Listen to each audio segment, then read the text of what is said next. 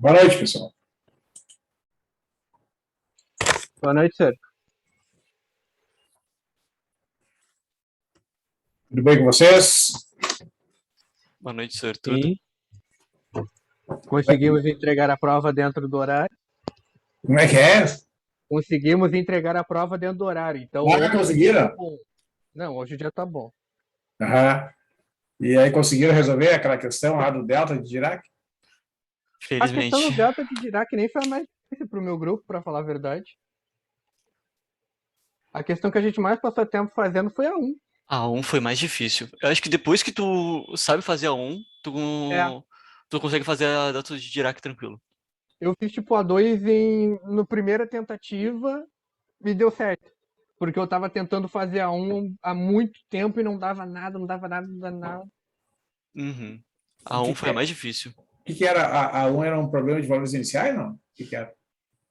Era com valores. Eu posso Valores até iniciais. pegar. É y2 riscos mais 3y risco mais 2y risco. É igual a u na 2, o Ah, tempo de t. E aham. daí seria y no zero, seria igual a zero.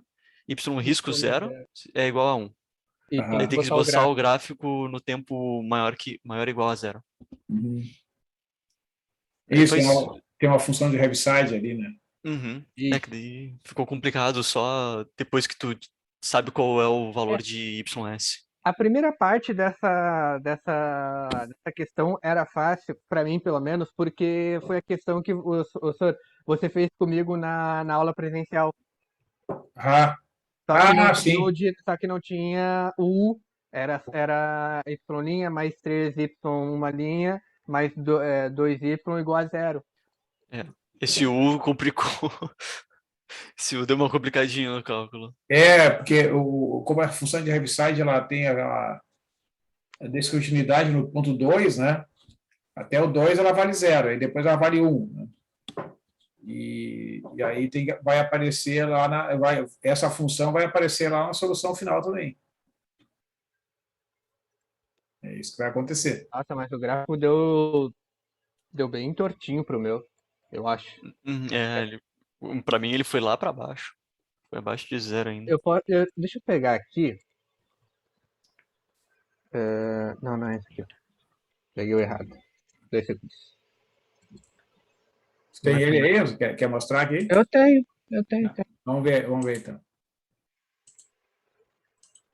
Nossa, Pronto. senhora. É meio triste fazer transformado de La Paz. Ah, é horrível. Bah, que daí tu vai procurar. Tá, agora eu vou ter que procurar uma tabela. Daí tu vai procurando 30 sites diferentes e nunca aparece o que tu quer. Aham. O Mas, cálculo foi bem grande. mas por que não usou aquela do livro lá? Não, é que eu fui procurar aquela coisa, fui procurar mais rápido, né? Daí eu procurei ali, Ah, transformado de mas Laplace e tabela. Ah, mas Daí nenhuma é tão boa. eu tava com o livro, não sei. tem que ter cuidado isso aí, né, Rafael? Porque essas tabelas de internet aí, Eu usei tudo do livro aqui Uhum. dessa prova. essa tabela aí é bem certinha. Não, mas muitas vezes eu também conferia o que o senhor tinha feito, também nas aulas e tudo mais. Ah, tá. Uhum. Mas o Também, gráfico deu. nossa, o meu não deu isso. Tá, mas... tá, tem mais um termo ali? Por que tem aquele termo É ali que eu que, não entendo? tipo, foi a forma como a gente conseguiu resolver a questão, sabe? Aham. E aí a gente pegou aqui o. É que tem uma condição inicial não nula ali, né? É por isso. Tá. Aí a gente trocou tudo e daí a gente conseguiu. Y de S igual a esse valor mais esse daqui. Daí a gente separou para fazer um de cada vez. Aham. Uhum.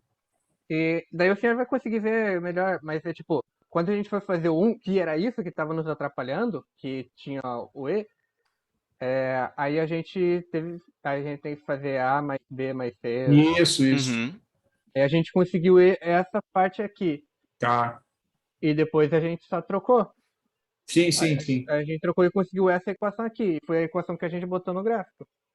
Não, tá, porque eu não me lembrava, mas é que é isso que é o que eu falei, ó. Como tu tinha o heaviside lá no início, ele aparece ali no final, né? Que é o que lá no Wolf ele representa como aquele teta ali, né? Aqui. Uhum. Isso. Só que como tem aquela condição inicial y' de 0 igual a 1 lá, essa condição inicial ela tem essa contribuição final aqui que aparece fora, né? E na menos t menos e na menos 2t, é por isso. Aham. Ah, tá. Tá, Aqui que mas aí não vai ser decrescente essa coisa aí? Ah, não, ela vai tender a constante 1/2 lá no infinito, né? Porque essa exponencial vai para zero, aquela outra vai para zero, vai sobrar 1/2 lá no infinito. Né? sim. Por isso que ela estabiliza ali. Nossa, o meu coisa deu completamente diferente. Agora fiquei preocupado. Agora tem que ver qual é que tá certo, né, Rafael? Isso. Desculpa, Rafael, mas eu espero que a minha esteja certa. Ah, mano, eu espero que o senhor dê, assim, ele feche os olhos e dê certo pra todo mundo, é isso. Importante que tentou, A gastou teu gente, tempo. a gente tentou, tipo, a primeira que a gente tentou fazer por convolução, mas não deu certo. Não, porque tem 3 termos, aí não dá certo. É, Uhum. tanto que tá É, bem borrado A, aqui. a convolução ela é uma fórmula, né, que se aplica quando tem 2 termos. Uhum. Então, se tu tem 3, o que tem que fazer? Tem que fazer dos 2 primeiros, aí depois faz dos 2 primeiros com o terceiro, aí talvez dê. A 2 a gente fez muito rápido. Tanto que deu pouco cálculo, assim. E a 3 deu um pouquinho mais, mas foi mais que era muita coisa, daí aí a gente. É que eu passei a limpo, no caso. Isso, Aí o Uhum. segredo eu dei é umas esse delta. detalhadazinhas. O segredo é o delta de t-5 ali, né? Né? Isso. Aí no final deu esse gráfico. Isso aí. Isso mesmo. É, fodeu. Olha ali, até os t igual a 5 ali tem a função Uhum. de Heaviside, aí depois tem um pico e decai para zero. É isso mesmo. Agora a gente só vai esperar que o senhor veja pra gente ver se os cálculos. Ah, eu acho que eu já estou com o gabarito aí, ó. A pior coisa é que, tipo, a nossa representação gráfica, a gente representou a partir do tempo, a partir do tempo 5, né? Aham, A gente denomina até na explicação, que a gente mostra, vamos dizer assim, a curva final, né? aham, A partir descendo. Mas daí a gente explica que daí antes do tempo 5 Igual era zero. zero, era aham, constante zero. Daí teve o impulso no tempo 5 e estabilizou no tempo 10 do sistema, né? aham. Não da representação que tava. É interessante aqui, ó, porque você pode observar, Uhum. né, que isso aqui é como se fosse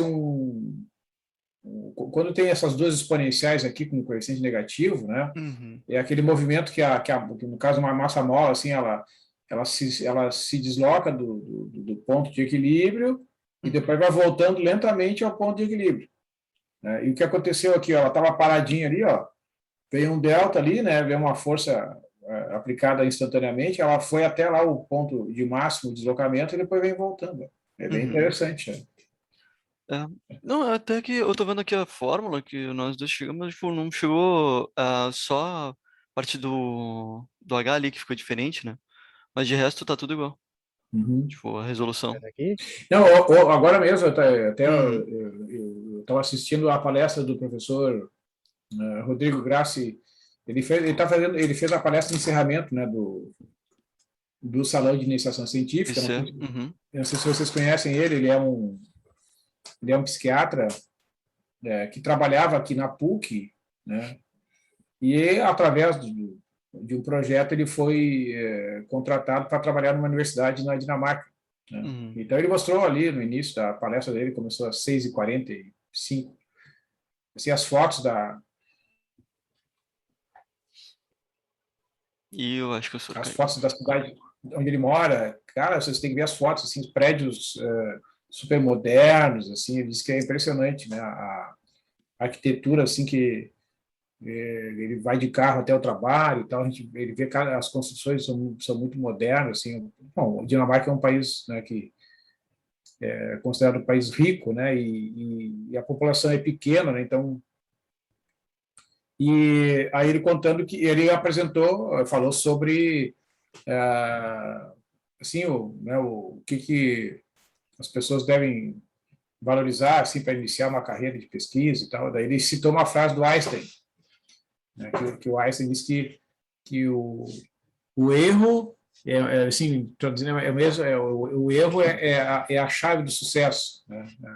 Quando a gente falha, quando a gente erra em alguma coisa, é isso que nos leva ao sucesso, porque ele diz que, na maior parte das vezes, né, a gente erra quando tenta descobrir a solução de algum problema, algum fenômeno, né? Uhum. E é errando que a gente aprende. Ele fala isso.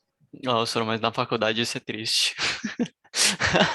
É, Até errar na faculdade é doloroso. não, mas sabe que a gente, por exemplo, ele até comentou ali, não sei se vocês conhecem um pouco da história do Steve Jobs, né? Uhum. Já leram um pouco sobre o Steve Jobs, não? Uhum. Bom, o Steve Jobs é bastante conhecido, bom, ele já faleceu, né? Ele foi o fundador da Apple, junto com o Wozniak, né? Mas, na verdade, quem manjava, né, de desenvolvimento e programação de computadores era o Steve Wozniak. O Jobs não entendia patavinas de programação comparado com o Wozniak. Tá? Uhum. O Woz, né, como era conhecido. E o Woz ainda é vivo, né? Só que o Jobs era um grande negociante, né? Um homem de negócios que tinha um tino comercial muito apurado. E ele tinha um apreço, né, pela arte, pelo acabamento, né, dos produtos e pela construção de um produto que tinha um conceito, segundo ele, né? Ele não vendia apenas o produto, ele vendia um conceito estético, até um conceito moral, assim. E isso fez com que ele desenvolvesse a Apple, né, segundo esses conceitos. E, na verdade, quem desenvolveu os produtos assim na parte de programação, os produtos da Apple, alguns fizeram sucesso, outros não, né? Muitas vezes as pessoas pensam assim que a Apple é uma história só de sucessos. Quem leu já um pouco sobre a história do Steve Jobs, a Apple lançou produtos que foram um verdadeiro fracasso, né, de vendas, né? Foram coisas muito mal pensadas, muito mal elaboradas. Mas isso não invalida né, a carreira dele. E ele sequer assistia às aulas, né? Não sei se você sabe, mas ele lá pelas tantas ele não assistia mais às aulas na graduação. Ele não gostava de assistir aulas, né? Então ele fez um acordo lá com o reitor da universidade para ele ficar estudando, mas sem assistir às aulas. Então ele foi indo assim, ele, ele era um cara meio fora da casinha, assim, né? Então, Uhum. o que eu quero dizer, assim, que com isso, né, com esses exemplos, né, que a gente claro que a gente tem que se preocupar em ser aprovado nas disciplinas, né, em ter um conhecimento básico de qualidade, isso não tem dúvida, a gente não pode achar que só a rebeldia vai levar ao sucesso, não vai, né? Só a rebeldia não leva ao sucesso, a pessoa tem que ter rebeldia, mas tem que ter talento, né, para poder produzir, senão, se tu ficar só na rebeldia, pelo menos na área da ciência, né, na área, né, das engenharias, isso geralmente acaba não levando ao sucesso, né, não atinge os teus objetivos. Mas o que esses exemplos mostram, né, o próprio Einstein também, né, ele não era um estudante brilhante, assim, né, ele se tornou brilhante com as pesquisas dele. Eu acho que a gente tem que ter assim um equilíbrio, né? A gente saber o que está fazendo, né? Ao resolver os problemas de qualquer disciplina que vocês estão cursando, ao resolver tem que saber o que está fazendo, né? Para não simplesmente fazer mecanicamente, mas sempre tem que ter em mente que né, depois, principalmente, né, que vocês concluírem a graduação, né, eu sempre digo para os alunos, olha, os problemas que vocês vão ter que resolver, né, são muito mais complexos, né, muito mais difíceis do que esses problemas que vocês encontram aqui na faculdade. Né? Até o Rodrigo Graça cita assim, ó, um pesquisador lá do início do século XX, que ele chamou, que é o Carral, né, ele falou assim, em 1906, que no futuro vai ser possível a gente usar telefone sem fio, vai ser possível a gente viajar de um país para outro rapidamente. O cara era meio visionário, assim, né? Vocês imaginem, né? Quem é que ia imaginar que hoje, vocês pegarem um celular, né, vocês podem fazer uma ligação com uma pessoa e aparece a imagem da pessoa ali, né? Sim, até mesmo que eu já dei uma estudada sobre como é que foi o início do telefone e tudo mais, e até mesmo como é que foi a primeira apresentação, que foi uma coisa revolucionária, porque era aquela coisa, antes somente havia rádio amador, né? E daí finalmente tinha começado essa coisa de a pessoa poder ter alguma maneira de se comunicar com alguém sem precisar de um rádio amador, um aparelho muito grande, como realmente era o rádio amador, né? Sim, Daí essa evolução é muito legal de se ver. é.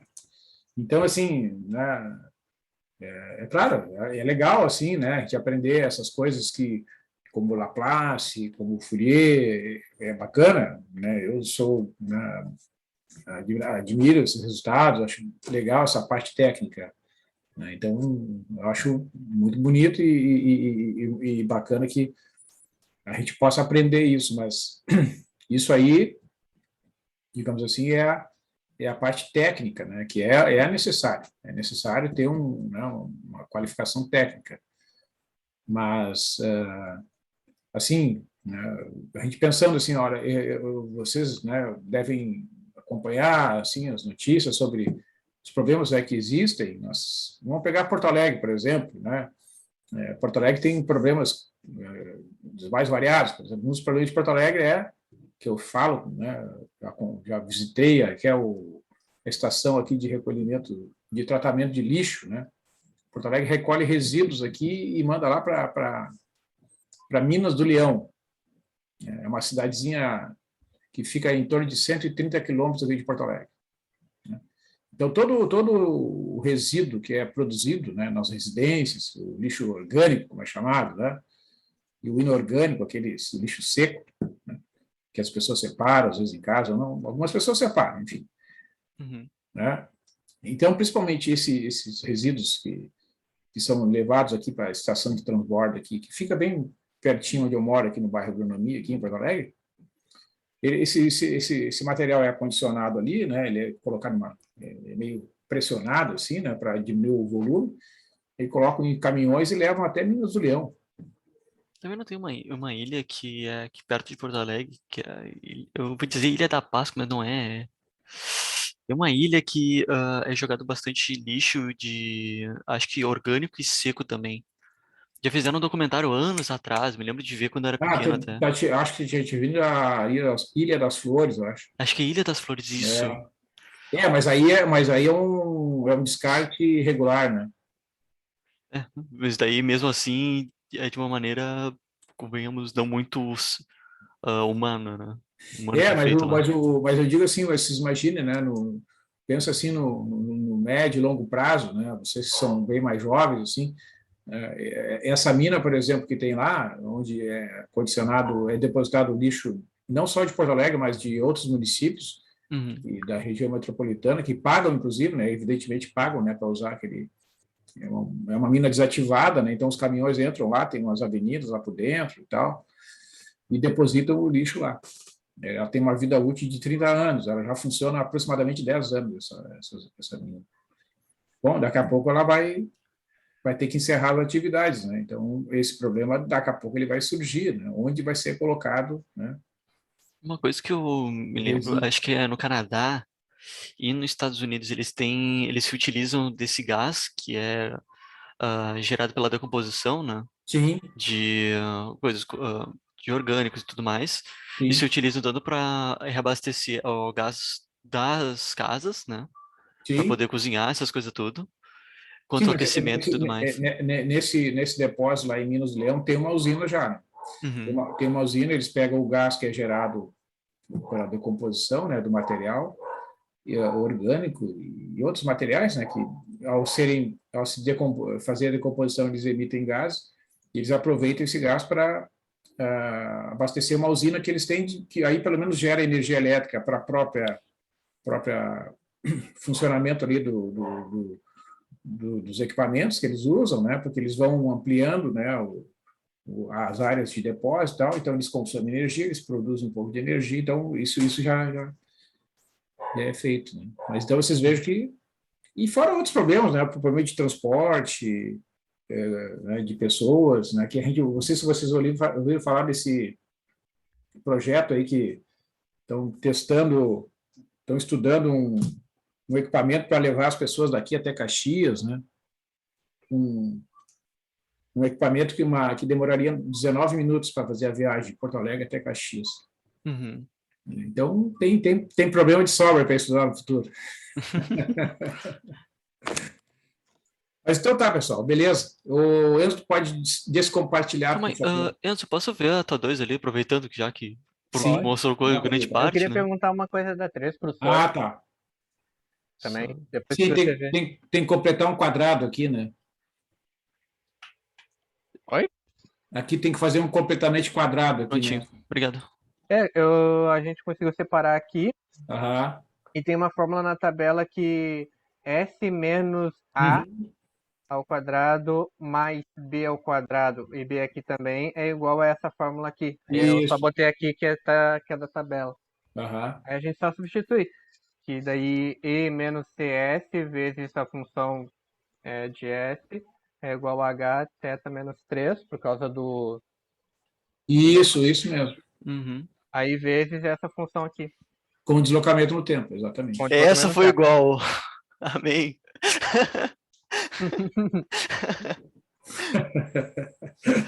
Professor, a minha pergunta da 3 é que quando a gente estava fazendo, a primeira vez que a gente tentou fazer, a gente pegou essa parte aqui Aham. e a gente tentou fazer por Convolução. convolução. É, e não Tá. deu, tipo, o resultado não deu esse aqui de gráfico. Daí a gente percebeu que estava incorreto, mas eu não entendi do porquê não conseguiria dar.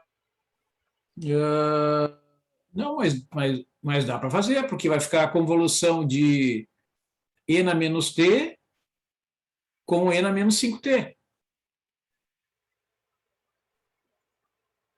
Só que daí tu tem que calcular a integral de convolução.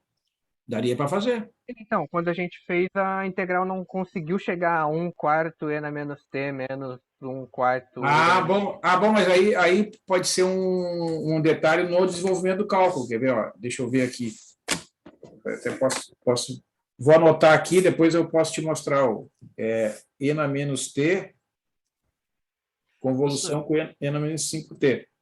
É isso. aproveitando, o senhor ele avalia como a gente desenvolve ou só o resultado final?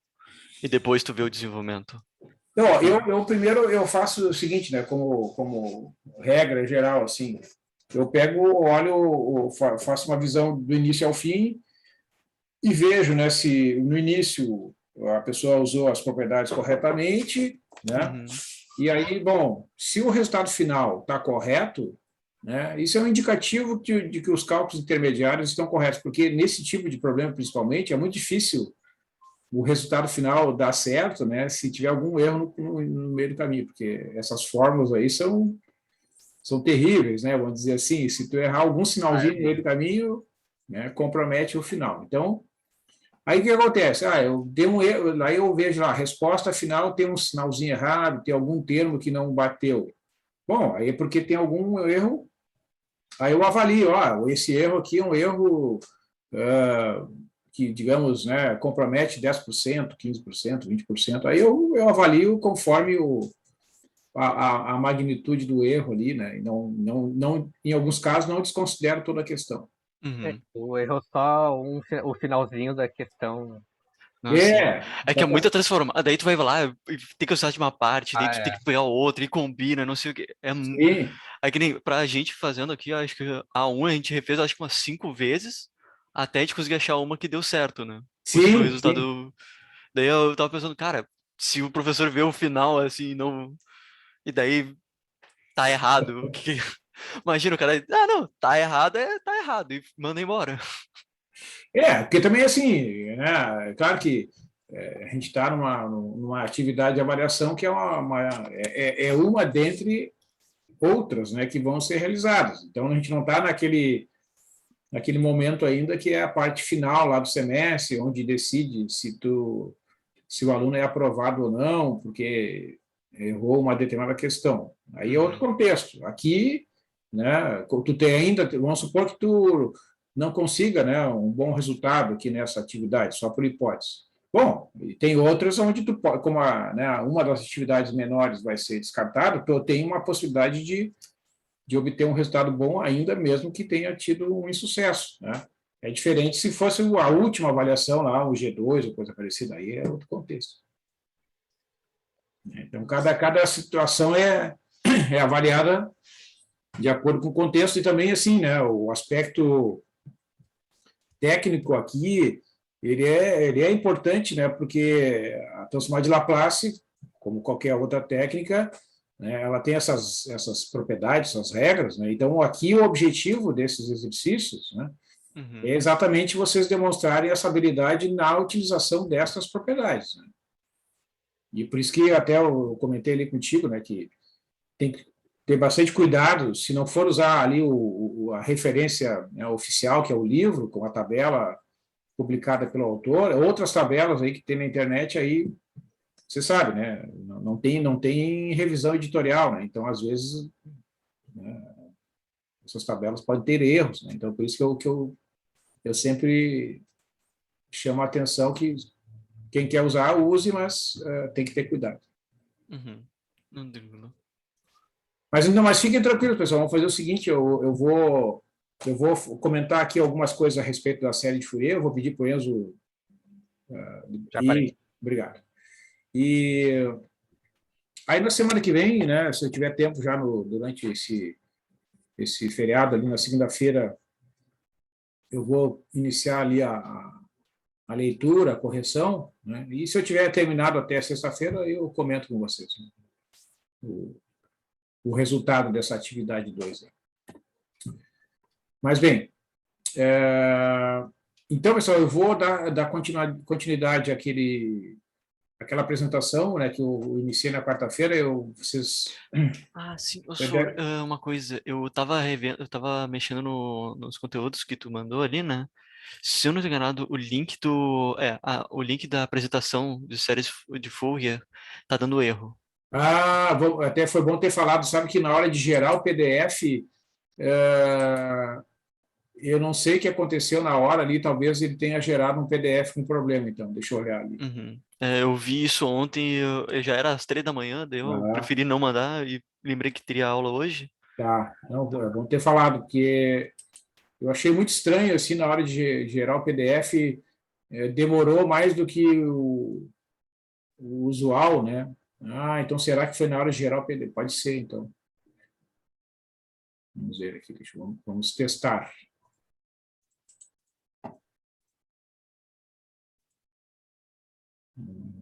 Série de Fourier. Esse aqui, esse primeiro aqui? Série de Fourier.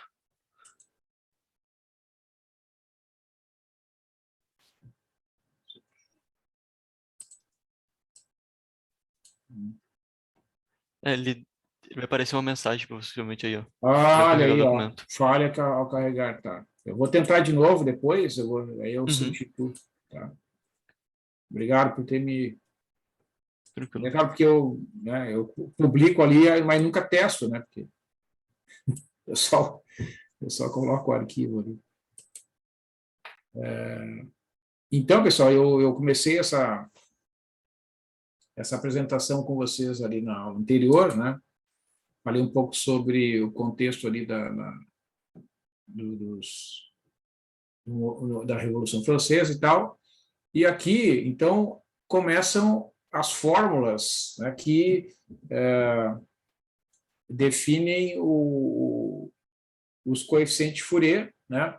A gente vai dizer que a função é integrável no intervalo de menos t sobre 2 até t sobre 2. Esse t maiúsculo que aparece aqui, tá? É o período da função. Por exemplo, pode ser período igual a 1, período igual a 2, né? Eu comentei na outra aula o que é o período, né? É aquele intervalo de tempo. Vamos imaginar que a variável independente é o tempo, né? Então, o período é o intervalo de tempo em que a função completa um ciclo, tá? Então, no caso de um cosseno, por exemplo, né? Ó, vamos ilustrar isso aqui. vou mostrar aqui, porque é importante, o conceito de função periódica é um conceito muito importante, é um conceito central na teoria, inclusive, né, no início, o Fourier não exigia que a função fosse periódica, ele achava que o resultado dele valeria para qualquer função, e depois o Dirichlet mostrou que a função precisava ser periódica. Então, vejam como é, né? O Fourier, que é considerado um matemático extraordinário, né? Ele também errava. Tá? Então, é isso que o Einstein fala, né? O erro é o segredo do sucesso.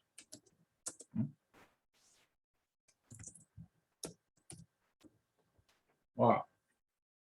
Então, assim, ó, vamos olhar primeiro, entender bem aqui o conceito de período, né? Ó, então, aqui, nesse caso aqui, ó, o cosseno de t. O cosseno de t é uma função cujo período é 2π. Então, vocês veem, nesse intervalo de 0 a 2π, a função sai daqui do 1, né, que é o máximo, o cosseno que é atingido aqui no zero, né? Aí vem aqui, atinge o mínimo, e lá no 2π, aqui, então, ó, eu completo um ciclo. Veja, se eu botar aqui, ó, de 0 até 4π, ela completa 2 ciclos, né, neste intervalo. Né? Mas qual é o menor número positivo que permite, né, que, vamos dizer assim, que é suficiente para que o cosseno complete um ciclo? É o 2π.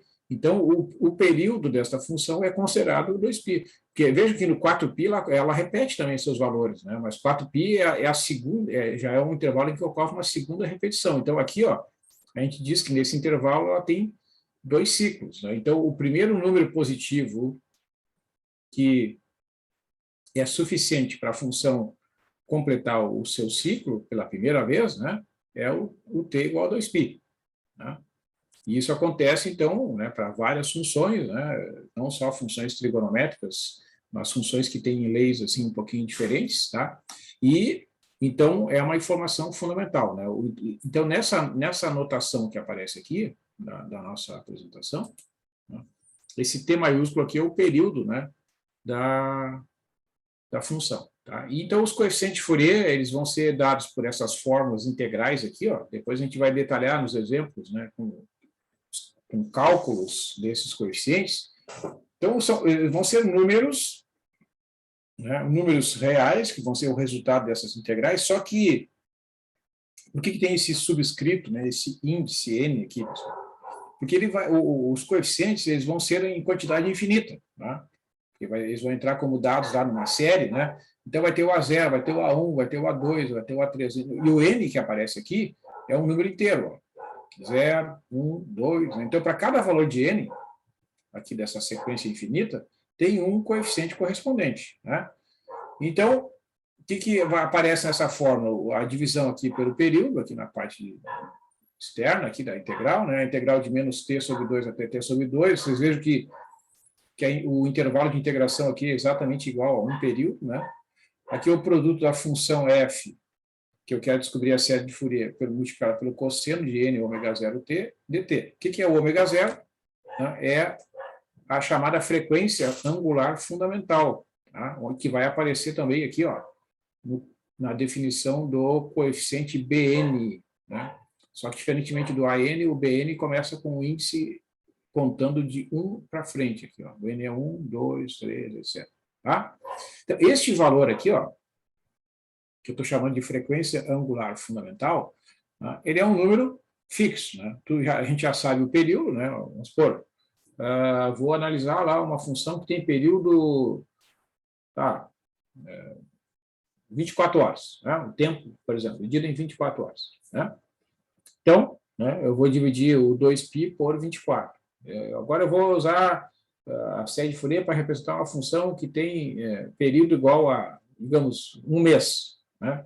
Então, eu vou dividir o 2π por 30, onde o tempo é medido em dias. Né? Então, esse t que aparece aqui, ó, né, ele vai ser, em geral, uma medida de tempo, né? E então, eu vou ter que definir uma unidade de medida. Né? Como é que eu vou medir o tempo? Eu posso medir em segundos, posso medir em horas, posso medir em dias, posso medir em meses, posso medir em anos. Né? Eu, por exemplo, eu tenho né, um estudo que eu faço com alguns colegas a respeito do comportamento das manchas solares. Né? Tem um professor, que é o Luiz Carlos Molion, que eu desenvolvi alguns trabalhos com ele e tal, e então a gente estuda esse fenômeno das manchas solares. Né? E esse fenômeno ele é observado anualmente. Então, a cada ano que passa, né, as manchas solares são observadas e são colocadas as manchas, então, a quantidade, né, de manchas numa tabela. Tá? E essas observações começaram em 1749. Né? Então, tem uma tabela anual lá. Então, neste caso, né, o intervalo de tempo é contado em anos, certo? Então, cada caso, por exemplo, se vocês pegarem fenômenos de observação de ocorrência de chuvas, né, que é muito importante para o setor agrícola, né? Então, geralmente os institutos de meteorologia publicam, né, assim, tabelas onde tem a quantidade de chuvas em milímetros que ocorrem por mês, né, numa determinada cidade, por exemplo. Então, vamos lá, Porto Alegre, no mês de janeiro de 2021 choveu 50 milímetros, né? No mês de fevereiro choveu 30 milímetros, e assim vai. Né? Então, nesse caso, né, tu vai ter um tempo lá medido em meses. Tá? Então, isso é uma coisa que depende muito do problema que está sendo considerado. Tá? E aí vem a série de Fourier. A série de Fourier, né, é esta soma aqui, ó. Tá? Então, lembra daquele exemplo O que eu senhor falei? não está transmitindo a tela. Desculpe, eu acabei... Onde é que está? Está aqui. Ó, agora sim. Então, aqui, ó, a série de Fourier é esta soma, né? Então, vocês lembram lá que na aula passada eu falei sobre a série do 1/3, né? Que tem os primeiros termos da série, são aqueles que dão a maior contribuição, né, para a soma total da série. Em geral, na série de Fourier, né, é isso que vai acontecer. Então, quando a gente olha aqui, né, a série, a gente vê que ela é uma soma de, como a gente diz, de harmônicos, tá? São os harmônicos que... Opa, por que... deixa eu passar aqui desse modo aqui. Ó. Cada termo da série, ó, quando a gente, né, se a gente abre aqui esse desenvolvimento, vai ter o primeiro harmônico, o segundo harmônico, etc. Tá? Então, cada combinação, né, o cosseno, o N ômega 0T, multiplicado pelo AN, mais o BN seno de ômega 0T, multiplicado pelo BN, cada combinação dessa aqui é um harmônico. Tá? Deixa eu mostrar para vocês um detalhe aqui. Olha só, é muito importante entender assim, ó, cada vez que eu combino um cosseno com um seno, tá? vai ter uma superposição, como a gente chama, né? E isso vai produzir também uma mudança na amplitude, né, da onda e a fase, que é a famosa. Quer ver? Ó? Vamos somar um cosseno de T com seno de T. Vocês observem aqui bem o ponto de máximo aqui. Ó. Ocorre exatamente no T igual a zero. Né? Isso aqui é o gráfico anterior do cosseno. Agora eu vou somar o cosseno de T com o seno de T. Tá? Vocês vejam que a frequência aqui é a mesma. Né? Ó.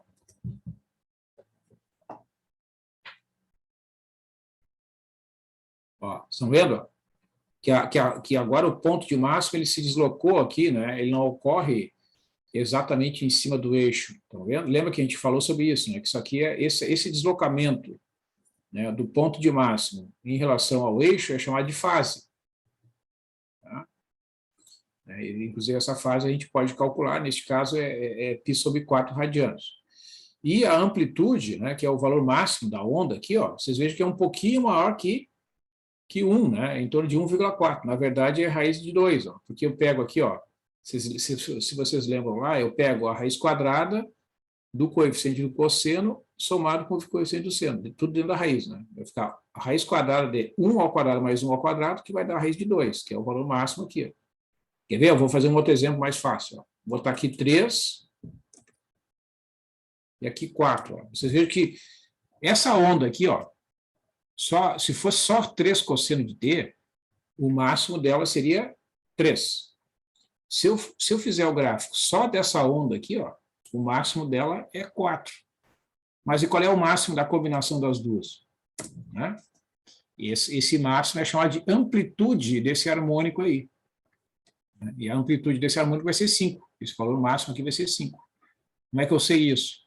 Eu pego e elevo ao quadrado desse valor, dá 9. Pego e elevo ao quadrado desse valor, dá 16. 9 mais 16, 25. Raiz quadrada de 25 é 5. Tá? Então, o valor máximo aqui é raiz quadrada de 25 é 5. Tá? Então, isto aqui ó, é chamado de um harmônico, quando eu tenho a mesma frequência para o cosseno e para o seno. Agora, vou botar uma outra frequência aqui. Ó. Vou botar aqui 2. E aqui 2. Então, o que eu estou mexendo aqui? Eu não estou mexendo na amplitude. Vocês vão ver que vai dar a mesma coisa. A amplitude, o valor máximo aqui vai ser 5. Vamos ver o que vai acontecer. Ó, o intervalo é o mesmo aqui.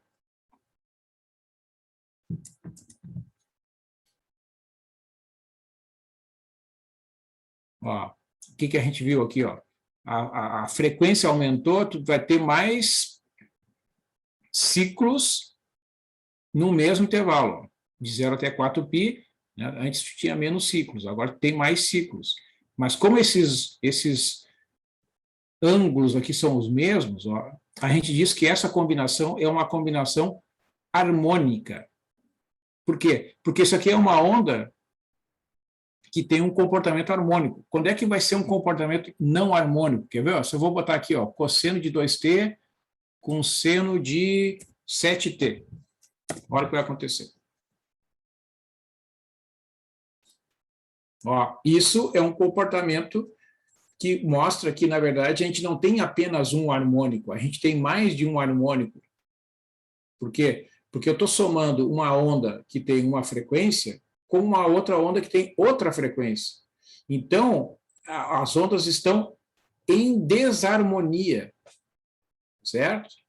Então, é por isso que quando a frequência angular é a mesma, ó, se a frequência angular for a mesma, a onda resultante é chamada de harmônico, porque o gráfico dela, né, é, na verdade, uma onda harmônica. Isso vai acontecer sempre que eu tiver aqui, ó, né, o mesmo coeficiente multiplicando ali o t. Né? Ó, 3 cosseno de 4t e 4 seno de 4t. Essa combinação aqui vai ser também um harmônico. Certo? Que é o que acontece com as notas musicais. Né? Se vocês tocam violão, por exemplo, né, tem o primeiro de dó, o segundo de dó, o terceiro de dó. O que acontece? Essas notas são o primeiro harmônico, o segundo harmônico, o terceiro harmônico da nota dó. Né? Certo?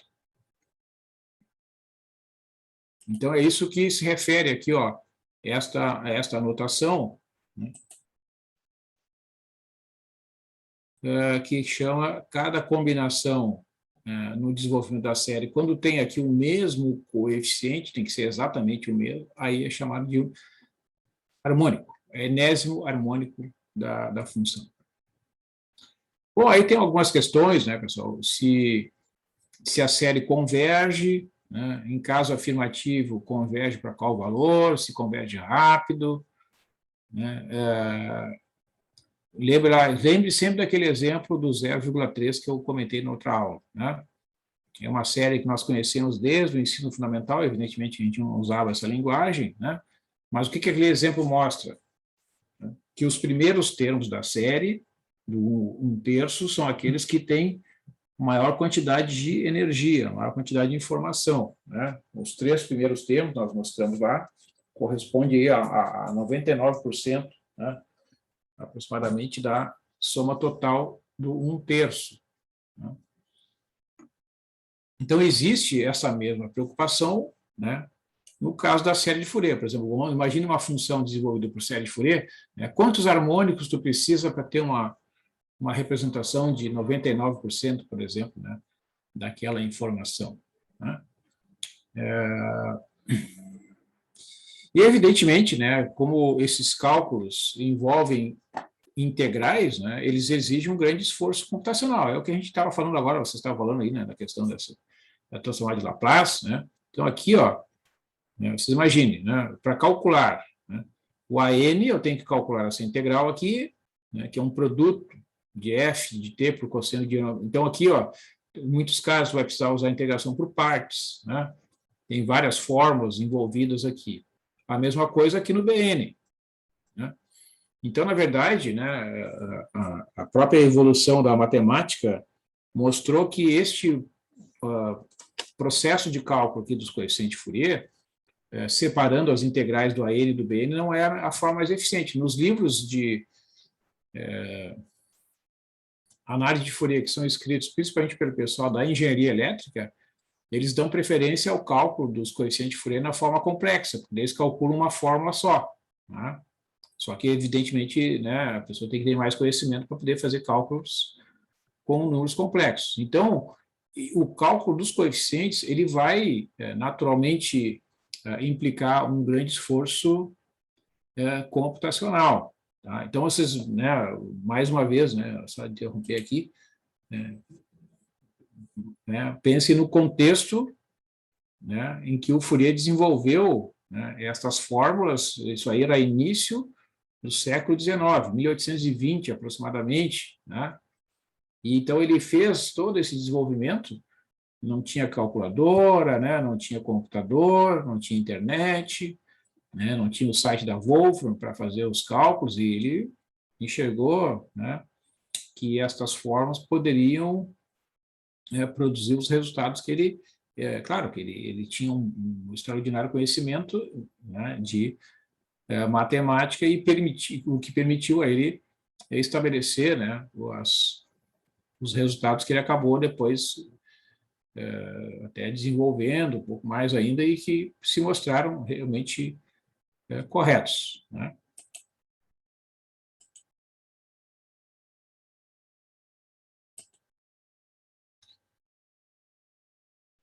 Então, né, no cálculo dos coeficientes, muitas vezes a função pode apresentar propriedades de simetria, tá, que minimizam o esforço, né? O uso de técnicas de integração pode também facilitar esses cálculos, né? E, evidentemente, o teorema fundamental do cálculo, né, que é necessário para avaliar essas integrais. Né? Então, em geral, os coeficientes vão ser funções de n, né, que vão tender a zero no infinito, isto é, à medida que o n aumenta, os coeficientes devem tender a zero, e aqui, né, pessoal, isso corresponde àquela ideia, ó. Vou voltar lá porque eu gosto de insistir, né? Acho que eu peguei uma outra versão aqui, peraí. Isso aqui é uma versão antiga que eu tenho aqui da... Acho que eu não tenho aquele exemplinho lá da... Bom, tudo bem, não tem problema. Ó, então, eu vou mostrar aqui um exemplo, eu vou apresentar aqui, a notação, né, de como é que a gente representa que uma função é periódica. Tá? Uma função f é periódica, um período t maiúsculo aqui, né, é um número positivo, se o t mais t pertence ao domínio da f, sempre que o t estiver no domínio, e f de t mais t igual a f de t. Então, isso aqui é a notação que representa que a função tem período igual ao t maiúsculo. Né? Por exemplo, o seno de t. Né? Estou escrevendo com i ali para facilitar. Né? É uma função periódica de período igual a t igual a 2π, né? Porque o seno de t mais 2π igual a seno de t. Né? Então, assim, o seno de t mais 2π igual a seno de t significa que o 2π é o menor número positivo que satisfaz essa propriedade. Tá? Então, se uma função tem período 2π, ela também vai ter período 4π, vai ter período 6π, etc. Né? Mas dentre os períodos, né, o menor positivo é o 2π. Né? E isso a gente observa graficamente. Né? Quando a gente faz o gráfico lá, a gente enxerga essa propriedade. Bom, então, assim, ó, o que a gente está vendo aqui? Né? É um gráfico de uma onda que chama onda quadrada. Tá? Na verdade, essa onda não chega a ser quadrada. Né? Alguns livros, não sei se vocês costumam ler livros de aplicações assim da matemática nas telecomunicações, na análise de sistemas. Eu já li alguns livros, né, de matemática assim, aplicada, que são escritos, né, por pessoal da área elétrica. Então, lá eles têm uma forma de representar os gráficos em que Essas linhas aqui, ó, elas são interligadas, tem um segmento aqui vertical aqui. Então, tem aqui ó, a constante 1, depois vem um segmento vertical aqui, aí tem o menos 1, né? Depois tem um segmento vertical aqui, depois aqui. Então, eles chamam de aquilo de onda quadrada. Na verdade, seria uma onda retangular, mas não tem problema, né? Só que esse segmento vertical aqui, na verdade, não pode ter, né? Porque o gráfico, uma função, não pode ter. Mas lá eles fazem. Eles fazem esse tipo de gráfico. Então, tem aqui, aqui, aqui, tá? E aí fica uma coisa assim. Então, esse tipo de gráfico aqui, né, é o que define a onda quadrada, né? Olha só, dois valores. Pessoal. A função é a constante igual a 1, ó, aqui entre 0 e 1, tá? A função é 1. Entre 1 e 2, entre menos 1 e 0, ó, entre menos 1 e 0, a função é menos 1. Né? E aqui está dizendo ó, que o período da função é 2. Então, de menos 1 até 1, ela completa o ciclo. Então, de 1 até 3, ela vai repetir. Ó. É 1 aqui, menos 1 aqui e 1 aqui. Depois menos 1 e 1, menos 1 e 1. Tá? Bom, então antes de eu continuar, eu vou fazer uma pergunta. Né? Que tipo de aplicação, né, que vocês imaginam que pode ter uma função como essa aí, que é uma onda quadrada? Pense um pouquinho aí. Coisas práticas.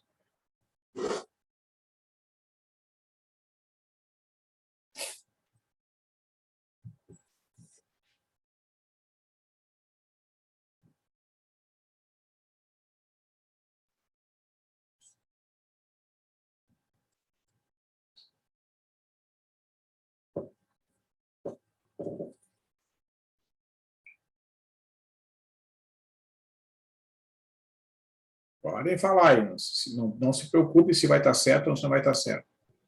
É isso que eu estou pensando não é uma onda quadrada. Eu estava pensando na questão de batimentos cardíacos. Uhum. Sim.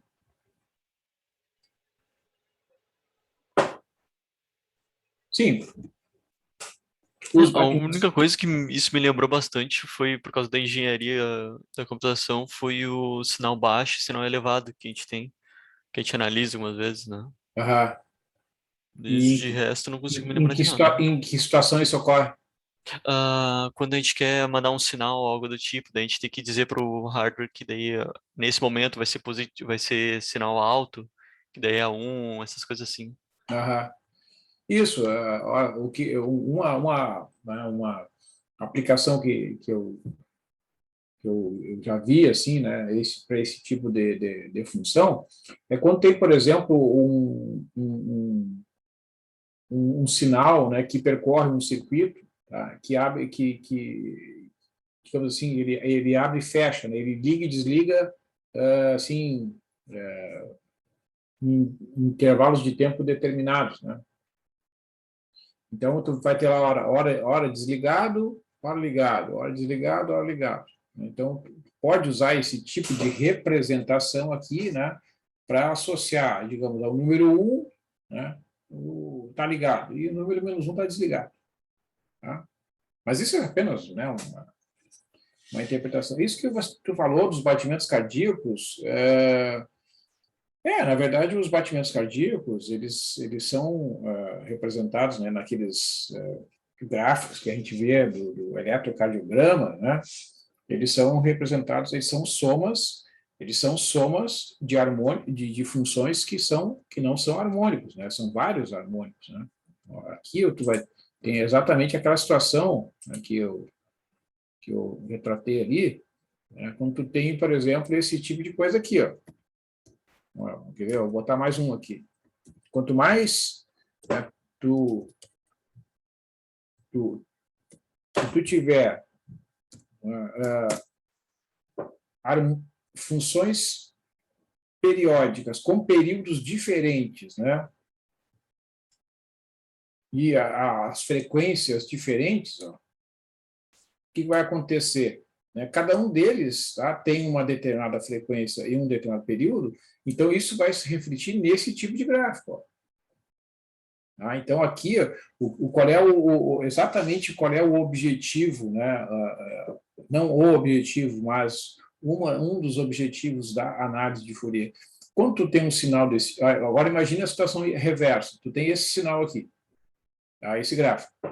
Bom, tu quer descobrir quais são as componentes presentes nesse sinal. Então, é isto, né, que essa é uma das respostas, né, que é obtida através da análise de Fourier. Tu pega um sinal, tá? Tu registra esse sinal, tu faz a leitura, né, desses valores. Então, isso significa que tu tem que ter uma quantidade de dados suficiente para conseguir descobrir, aqui, ó, eu tenho aqui presente nesta amostra, eu tenho o cosseno de 4t multiplicado por 3, o seno de 7t multiplicado por 4 e o seno de 6,5t multiplicado por 2. Né? Então, imagine, né, claro, quando tu tem a lei da função é barbada, mas se tu tem o sinal e quer reconstruir, né, a função, essa é uma das possibilidades que a análise de Fourier oferece. Né? Então, é bem interessante esse problema. Mas vamos voltar aqui Então, assim, você imagina, essa função aí, tá? É uma função periódica, né? Então, o termo, né, função periódica, que a gente costuma associar às funções trigonométricas, seno e cosseno, né, ele é mais amplo e se refere às funções que se repetem, ó, menos 1, 1, menos 1, 1, menos 1, 1, e assim vai, né, até o infinito. Então, para que a gente possa construir, né, pelo menos uma parte do gráfico, a gente tem que ter a lei básica, né, ó, a função vale 1 aqui nesse pedacinho do domínio, entre 0 e 1, a função vale 1. Quando t está entre menos 1 e 0, a função é menos 1. E esta informação aqui, ó, é para dizer para a pessoa, ó, a função vai se repetir a cada intervalo de comprimento 2. Tá? Vamos imaginar 2 segundos, só para ter uma unidade qualquer. Ok? Então, vai acontecer. Eu vou calcular os coeficientes. Eu vou aqui apresentar na aula de hoje, pessoal, só alguns resultados. Hoje eu não vou fazer uso do meu caderninho ali para escrever. Tá? Então, eu tenho o t igual a 2, né? A frequência angular fundamental é igual a π, porque, ó, só vamos lembrar aqui, ó, como é que eu calculei a frequência angular fundamental. Aqui, ó, divide, né, a frequência, o 2π pelo período. Né? Então, lá naquele exemplo, o período é 2, então fica 2π dividido por 2, que é igual a π.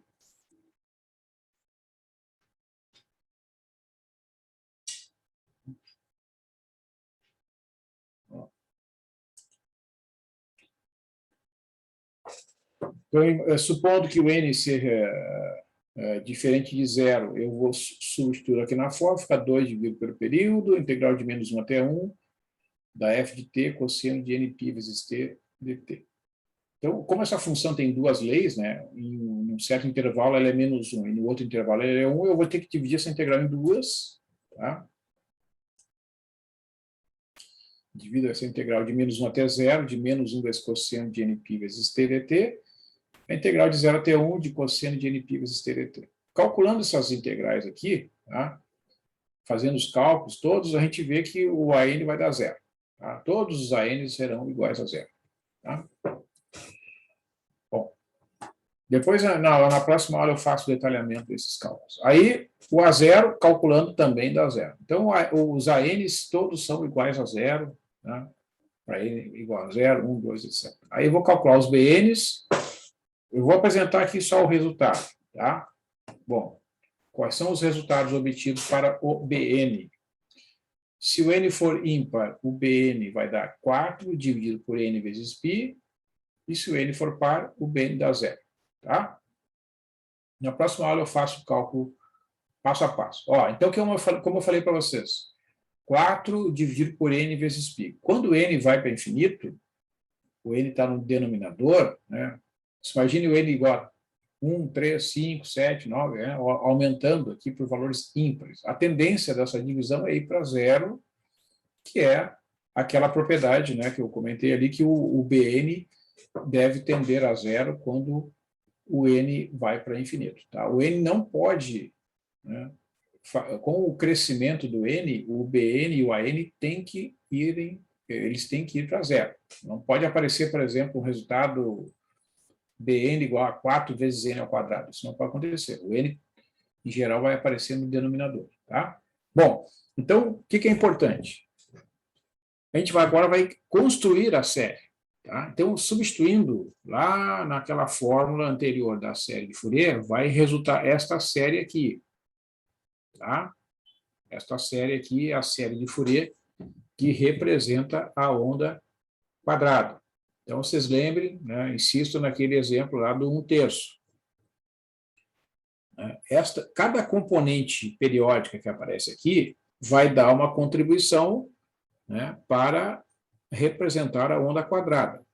Então, esse aqui é o primeiro harmônico, o segundo harmônico é zero, né, porque não aparece o cosseno de 2 vezes π vezes t, nem o seno, porque os coeficientes são iguais a zero. Aí tem o terceiro harmônico, que é simplesmente este fator aqui, seno de 3π vezes t sobre 3. Esse aqui é o quinto harmônico, né, e assim sucessivamente. Ou seja, neste exemplo, a gente só tem harmônicos de índices ímpares. Né? Muito bem.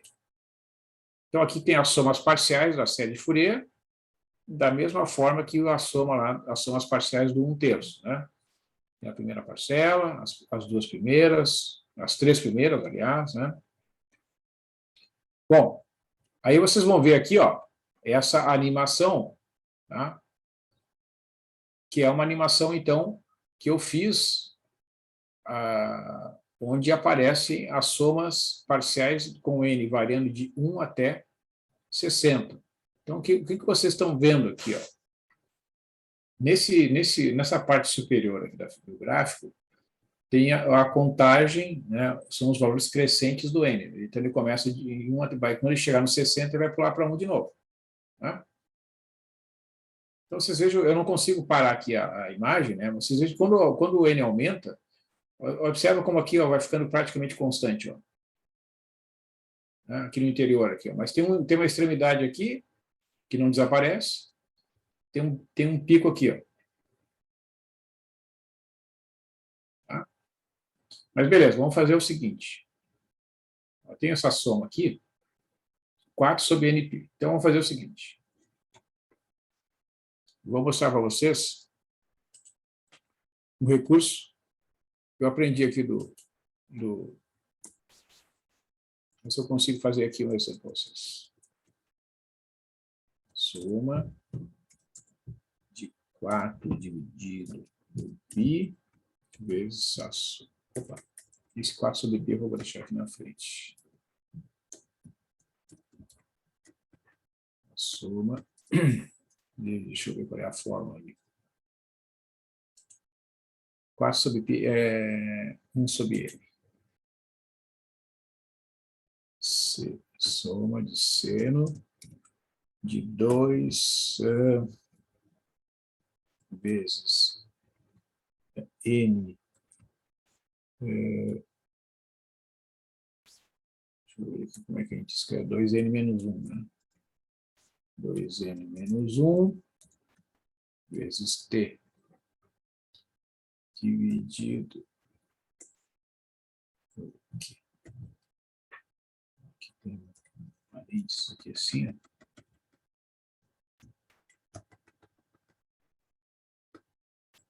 Dividido por 2n menos 1, n igual a 1 até 5. Vamos ver se eu consigo acertar aqui. Botei de 1 até 4. Mas...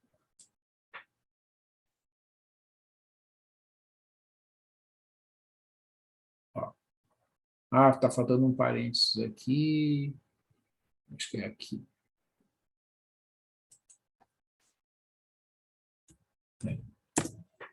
Vai dar certo.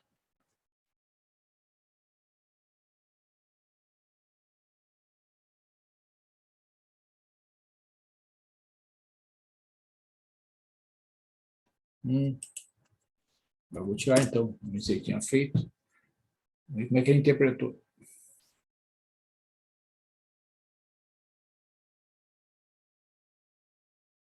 Acho que vou botar aqui. Ó.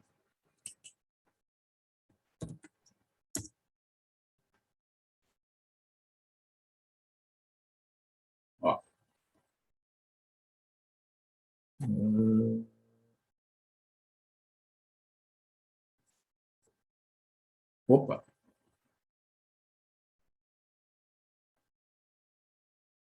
É isso que tem que dar. 4 sobre π, somatório.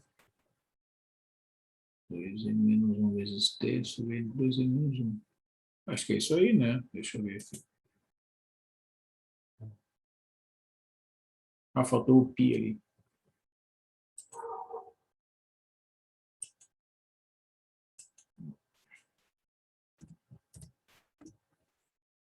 Agora vai fazer diferença.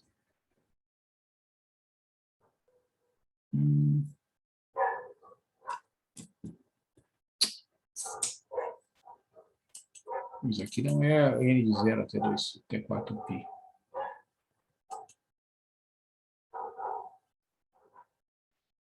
Aqui está estranho, pessoal. Ó. Aqui a variável aqui é t e ele tem que interpretar aqui o que esse aqui. Tá. Vou botar aqui. Vou botar aqui.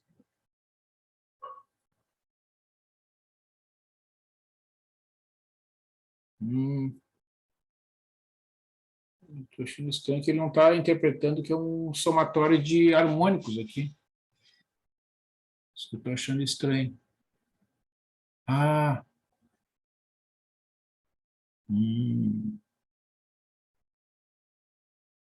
Isso que estranho. Estão aí, estão acompanhando? Estou acompanhando sim, Sim, sim. sir. Só não. Pois é, Eu vocês também estão não vendo? consigo entender. Está estranho isso aqui, né? Porque, assim, ó, quando a gente faz o plot aqui do somatório, né? A gente coloca o índice, que é o n, né, variando de tanto a tanto, tá? E depois aqui o intervalo de variação do t, ó. E ele até interpreta ali, ó. Mas ele faz o gráfico como se fosse um segmento de reta. Isso estou achando estranho.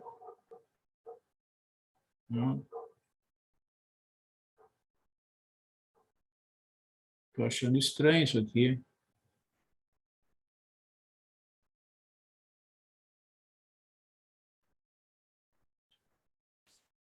Não estou conseguindo enxergar onde é que está o problema. Ele deveria aparecer aquelas somas parciais que a gente viu ali, sabe? Isso que eu estou achando estranho.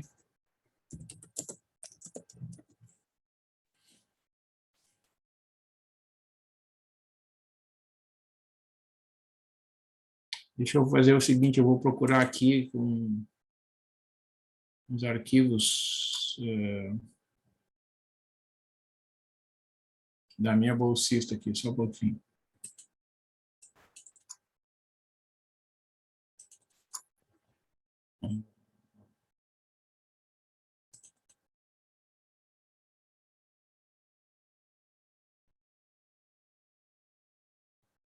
Eu andei testando os comandos ali que funcionou, por isso que eu queria apresentar para você. Deixa eu ver se eu acho aqui o arquivo.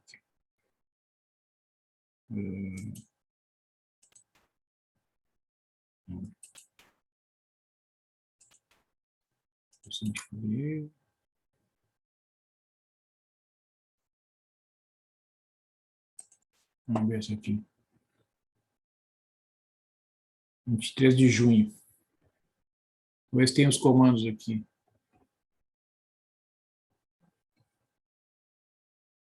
Eu tinha salvo uns comandos que ela me passou aqui. Ó, tá aqui, ó.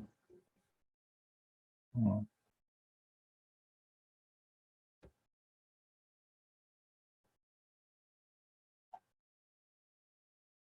Aqui está funcionando. Ó.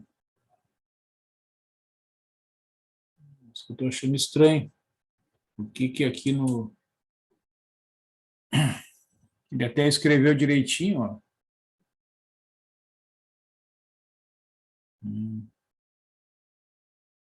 Bom, fazer o quê?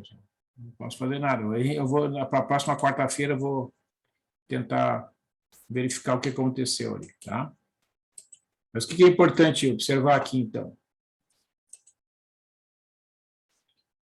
né, que esses gráficos estão mostrando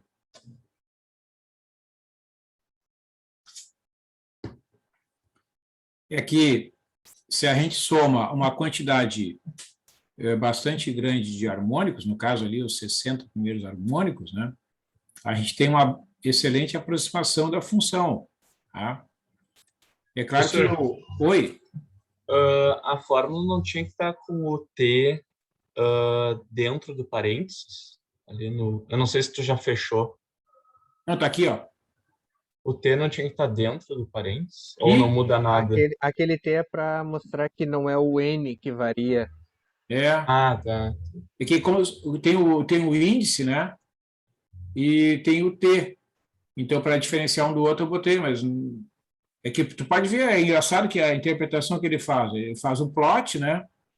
Mas dentro da fórmula ali, tá o π e o t multiplicando o seno de... Está... Tá, pode ser. Entendi. Teria que ser dentro. Pode ser. Eu entendi o que tu falou. Talvez Não seja sei, aí. né? Talvez. Não, pode ser.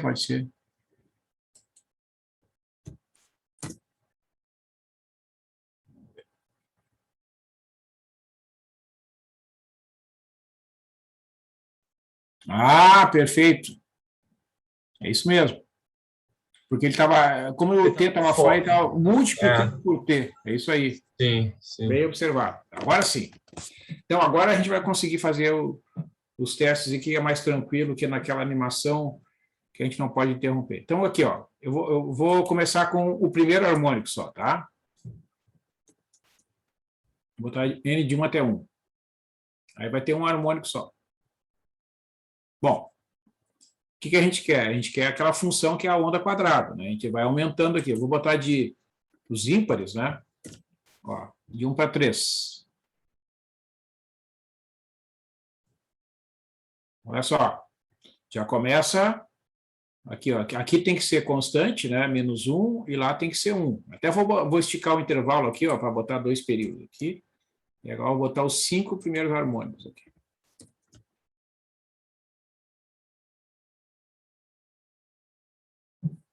Ó. Olha só. Aqui é menos 1, aí pula lá para o 1, pula para o menos 1, pula para o 1. Tá? Vou botar 7.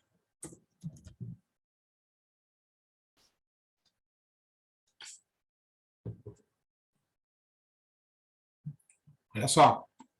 Já está bem melhor. Mas é claro, você imagine, né? Que por isso que é uma coisa extraordinária, né? O Fourier e os colegas dele lá enxergaram isso aqui, ó, né, no início do século XIX, 1820, mais ou menos, tá? Agora, somando os 9 primeiros harmônicos. Olha aí. Aqui é praticamente constante, menos 1, aqui é praticamente... Qual é a diferença que tem aqui, ó, né, nesse pico? Isso aqui é uma diferença em torno de 10%, tá? E o interessante é que esse pico aqui, ó, ele não vai desaparecer. Quer ver? Eu vou botar aqui, ó, os 25 primeiros harmônicos.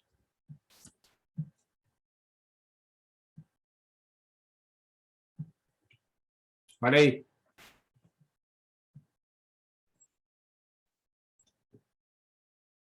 Então, vocês vejam que, claro que aí tem questões, né, de resolução ali do gráfico, né? Vocês vejam que aqui parece que tem um pequeno defeito ali, ó, estão vendo? Ó? Que aqui não acontece, né? Nem aqui, nem aqui, ó.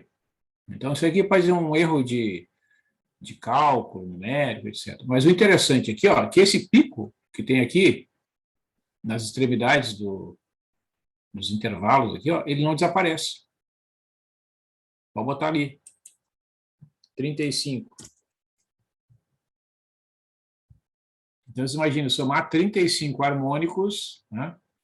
Os 35 primeiros harmônicos, a combinação deles vai resultar numa função, ó, que é constante igual a -1, aqui é constante igual a 1 no interior do intervalo, mas nas extremidades tem essa pequena diferença, e tu não consegue eliminar essa pequena diferença. Tá? Essa diferença é conhecida como o fenômeno de Gibbs, né? E está presente sempre que a função tiver uma descontinuidade. Tá? Então, esse exemplo é muito ilustrativo, né? E é muito impactante. Por quê? Porque ele está mostrando que se tu somar, né, uma quantidade bastante grande de ondas senoidais, né, seno de π vezes t, seno de 3π vezes t sobre 3, seno de 5π vezes t sobre 5, e assim por diante, né, vai somando, elas vão, né, meio que eliminando uma a outra, né, onde uma aumenta, a outra diminui, né, e as frequências também são diferentes, então isso vai acontecer, esses cancelamentos vão acontecer cada vez em maior quantidade e acaba atenuando aqui, ó, e é praticamente uma função constante, ó. Então, na verdade, né, pessoal, na verdade, isso aí corresponde muito mais ao que acontece na natureza e nos fenômenos, principalmente nos fenômenos de condução de energia, do que um valor constante. Por exemplo, vocês pegam um componente eletrônico como, por exemplo, sei lá,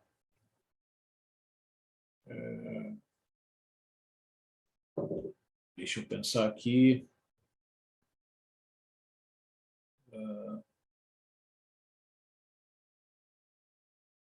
um resistor, tá? Um resistor. Vamos supor, se vocês pegam uma placa aí de um computador, então ele tem lá, né, alguns resistores, tem capacitores, etc. Né? Qual é a unidade de medida do resistor? Vocês lembram?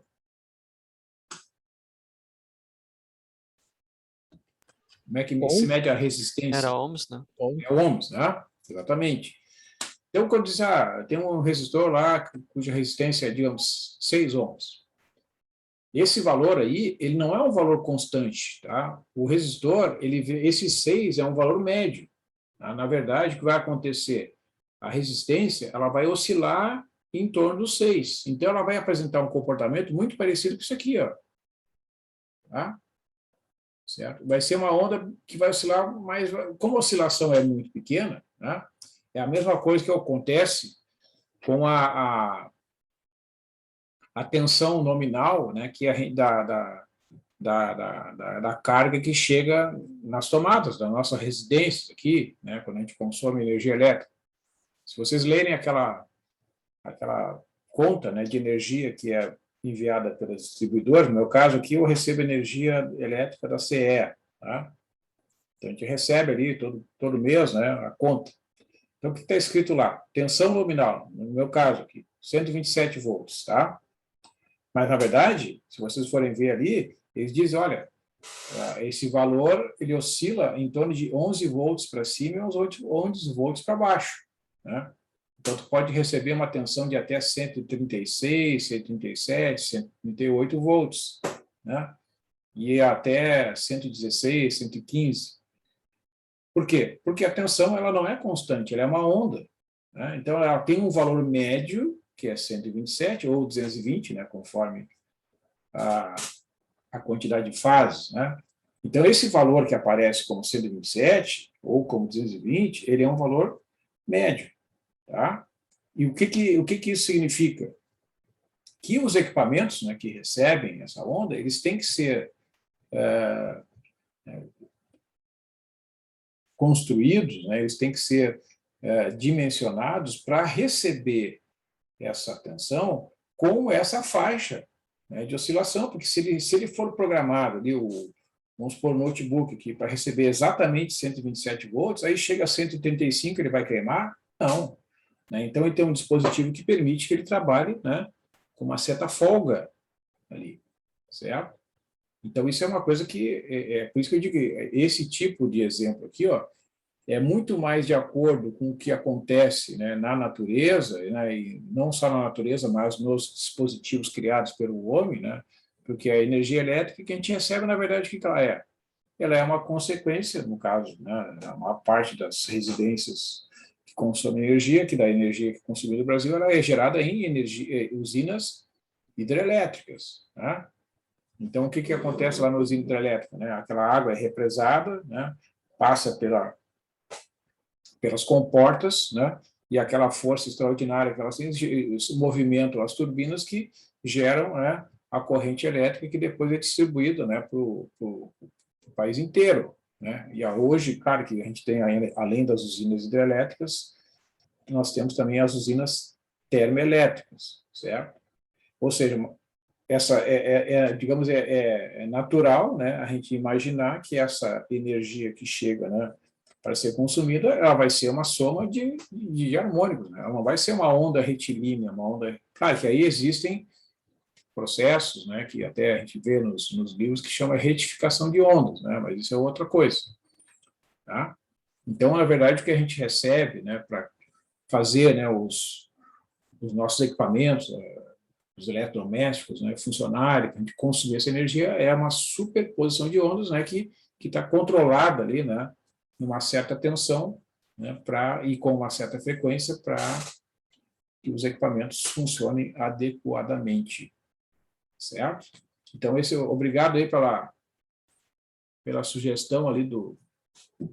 Então, eu vou copiar depois esse comando para deixar ele salvo aqui, tá? Eu vou ver se eu consigo aqui, ó. Então, eu vou encerrar aqui, pessoal. Eu vou